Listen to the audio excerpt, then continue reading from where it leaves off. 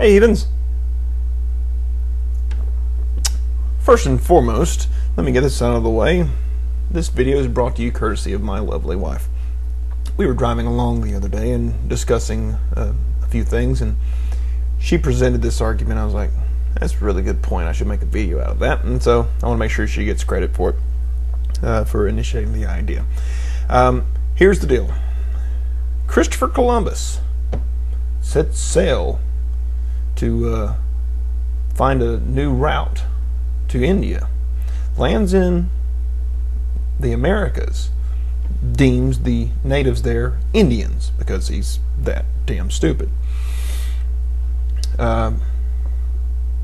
Proceeds to rape and pillage and cause horrible disease, enslave the people, pretty nasty stuff. He wasn't a very nice guy.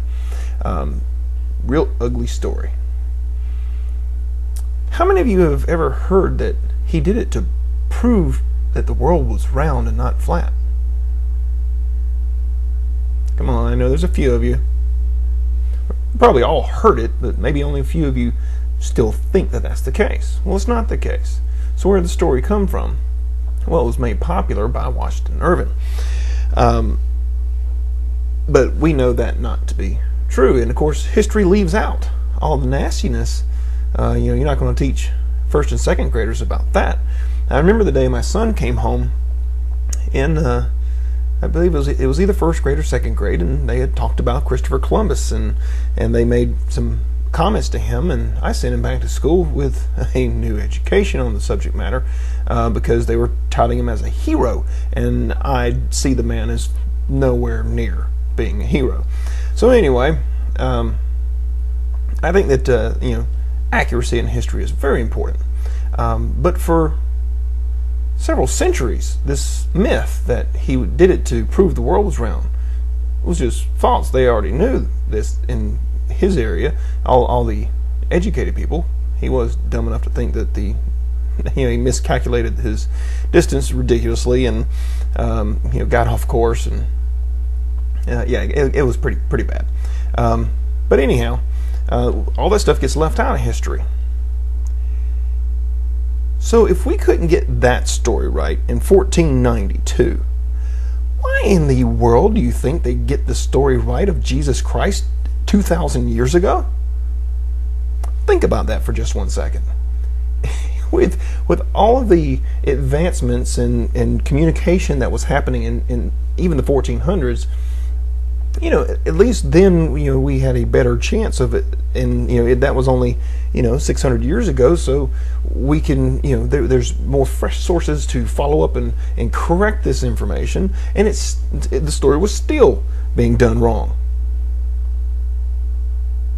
But for some reason you think that all these people in this, by today's standards, third world country, were able to put together the story of Jesus Christ, and it was just perfect and no mistakes, and right.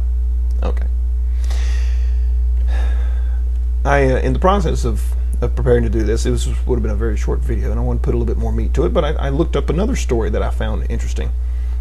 And that is the story of a young man who rode to Concord to warn the colonies that the British are coming, the British are coming, the British are coming. Do you know who that was? Did you say Paul Revere? You are absolutely wrong. See, what happened with Paul Revere is that Longfellow did his, the Ride of Paul Revere, and told that story, but he was wrong. Revere did ride, but he went to Lexington, not Concord. That was another guy. His name was Israel Bissell. William Dawes also rode, along with several other riders. I mean, do you really think that one guy could go warn the entire town? Bissell made the longer trip and should have been the one who got all the credit in Longfellow's poem. However, our good friend, ironically, 1861 writes the story because Paul Revere sounds better. or at least that's the position of Robert Wall, who was on the HBO series, or I'm sorry, HBO presentation of Assume the Position, where he did a great job. If you haven't seen that and you can ever get a chance to catch it, I highly recommend it. He's very entertaining in the way he did it. But anyway, he talks on that episode about how Paul Revere, the story comes together, and once the legend becomes popular, we print the legend. And that's basically what happened here. So Mr. Dawes and Mr. Bissell get screwed out of history, and most people, I would say, the vast majority, don't have any clue who they are. Now, I said ironically in 1861, and here's why that's ironic that we're talking about that in this context. That was about 40 years after Revere died. Sound familiar? 40 years after he died. Jesus supposedly lived to be about 30. The first Gospels, is assumed to be Mark, and it is dated to about 70 CE, which was about 40 years after Jesus died. And if they couldn't get it right in colonial times with the printing press and everything else that was around there, why in the world do you think these 2,000-year-old Middle Eastern people with absolutely none of the technology and none of the sources that we have today got it right? The historical accuracy of the Bible, don't take my word for it. Think for yourself.